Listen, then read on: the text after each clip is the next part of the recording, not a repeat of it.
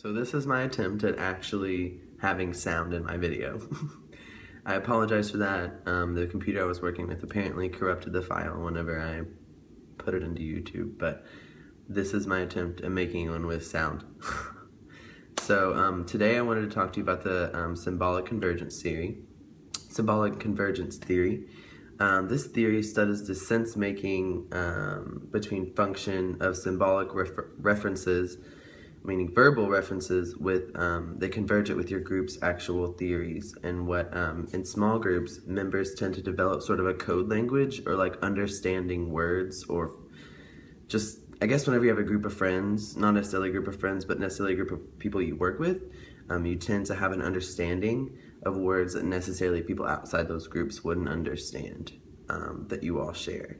And the central theory behind this is that you're kind of forming a sense making, which whenever you're around each other, you can kind of make sense of what that member was trying to create. Meaning, if they were trying to give you a message non-verbally, let's say with their face, you understand what it means because you have been in a situation, or not necessarily an altercation, but you've been into it with that person and know what they mean just by what their face or hand reactions, or even just a word or a tone in their voice. It may mean something different, let's say in their house, but it means something different at work or in the group that you're in. Researchers have observed, this is a quote, researchers have observed group members, quote, chaining out fantasy themes. In chaining out, group members tell a story in a collaborative manner. Often no single narrator can be identified, and a group meeting may start out in a rational, predictable manner, but when someone begins to tell stories, the other will start to help dramatize the message. End quote. This comes from mhhe.com. What that basically said to me was that the more and more we get to know people, we start to understand their messages more, that we can actually kind of predict what is coming. We don't necessarily need the whole story. It's kind of like finishing each other's sentences to a point, which I thought was kind of cool, because that happens a lot actually within my group of friends and my parents.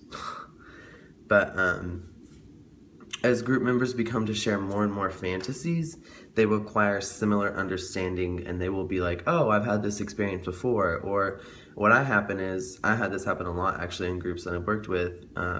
I'm like, oh, I've run into this problem before, when really I haven't. I think I've run into similar issues in my life, maybe not necessarily with a group, but I feel like this is what gives you the experience you need to give someone advice or offer the right information for your group.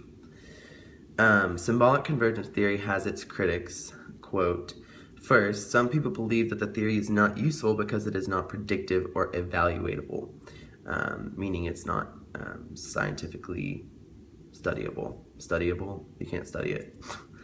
That is, we can't make predictions about group outcomes based on fantasy themes, nor have researchers evaluated the quality of fantasy themes and the contributions they make to the group's task accomplishments, which is valid. I understand that goes without saying. Second, researchers who apply symbolic convergence theory to small groups tend to assume that fantasy themes and rhetorical visions have singular meanings for all group members, meaning if it's one thing, it means the same thing to all of them, is what I understand it means, which I don't necessarily think is true. I think if we all interpret one thing many different ways, I think that goes without saying in life in general. Thus, some group members' voices rise above others in group interactions, which is very obvious. Some people have more of a leader, some people have more of a follower spirit. So with that is the symbolic convergence theory. So I hope this one works better, and thank you for watching.